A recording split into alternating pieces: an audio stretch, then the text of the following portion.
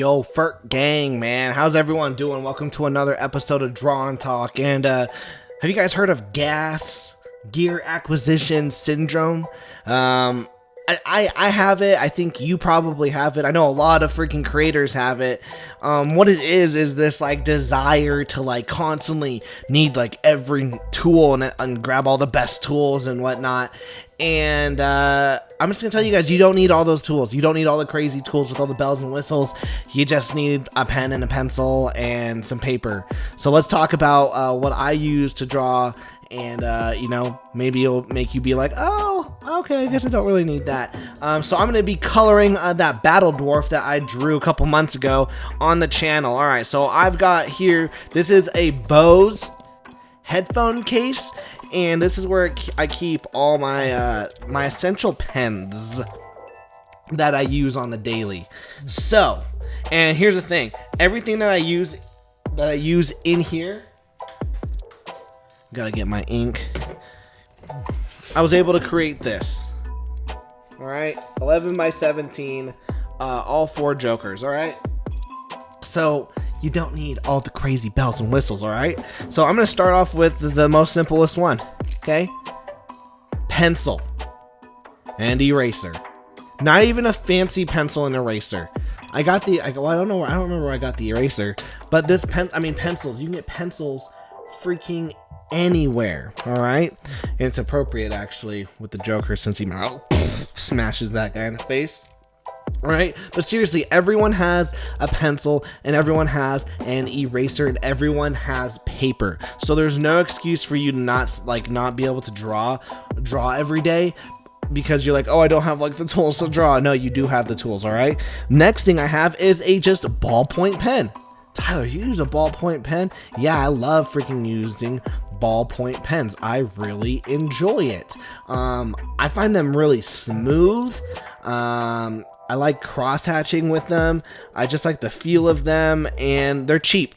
I drew this really cool Winter Soldier at work with this ballpoint pen in my sketchbook, and yeah, that's all you need.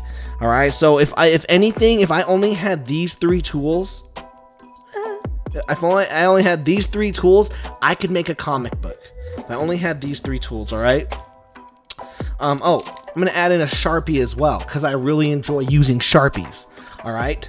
So even if I just had these 4 tools, a pencil, pen, eraser, and a Sharpie, I'd be making comics, okay? If that was all that I had left, all right?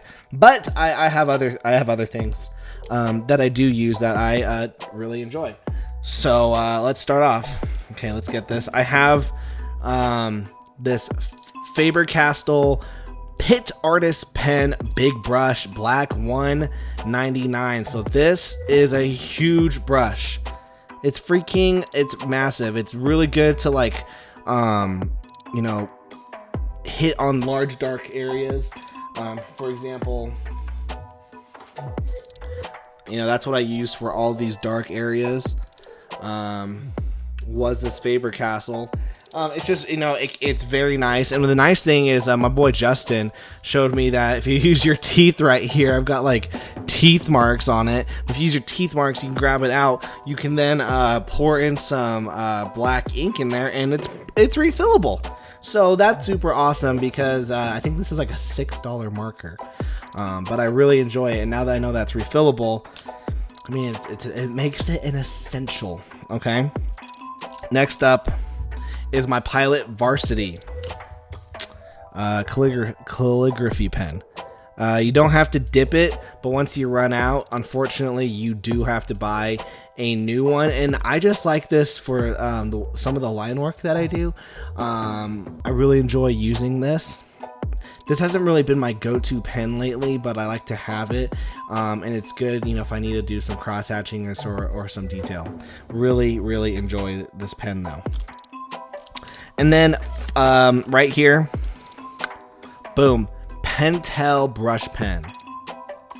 I swear, if this explodes on me, one time, it super exploded on me, boom, all right. Pentel brush pen, you can... If you have a syringe or just a droplet thing that comes with ink, you can refill the ink right here. So it is essentially a forever pen. And this is just great. I mean, if you're gonna do Inktober, I suggest using one of these. You can even dip this in ink and use it.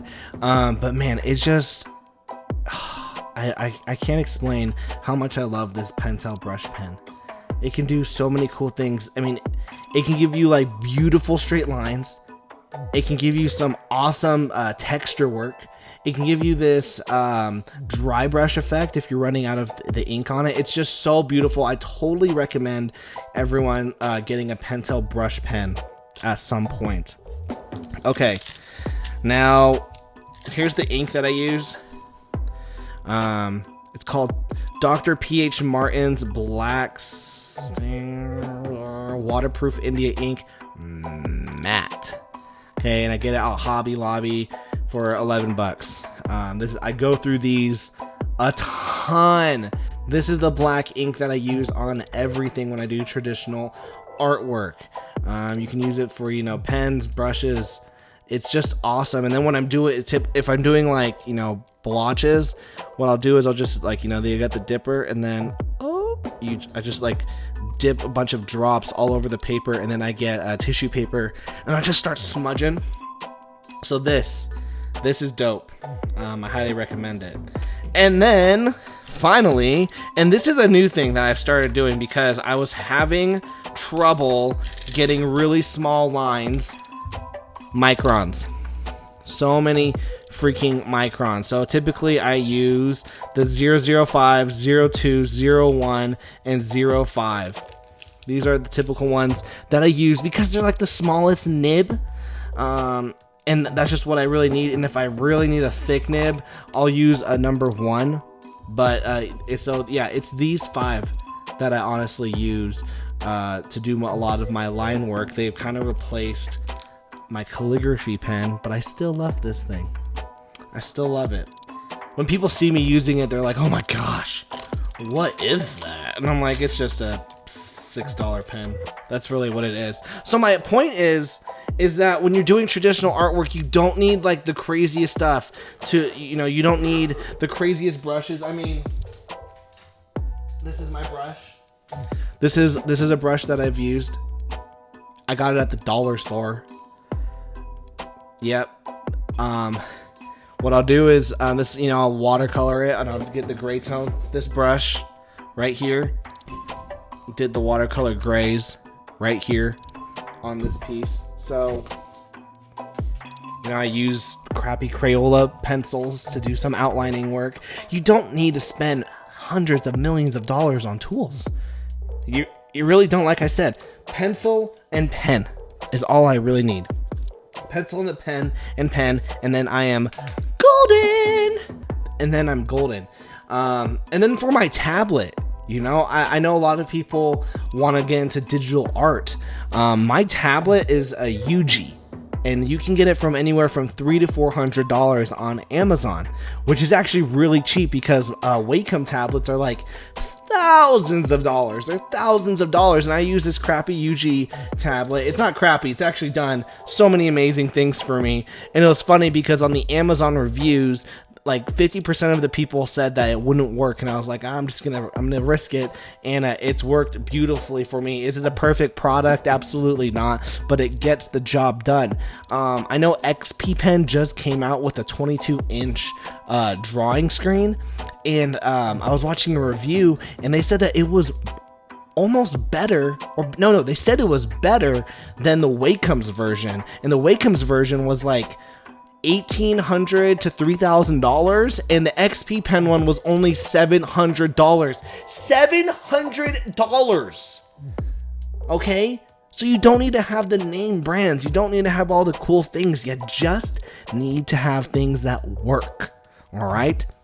Now, do I want this new tablet? I do, but I don't need it because I have a tablet right here that gets the job done. All right. Probably the most expensive thing that I do own for my art is this printer. It's an Epson Workforce, and it's Epson Workforce 7720, and I'm able to print and scan 11 by 17 artwork, and that was the big sell for me.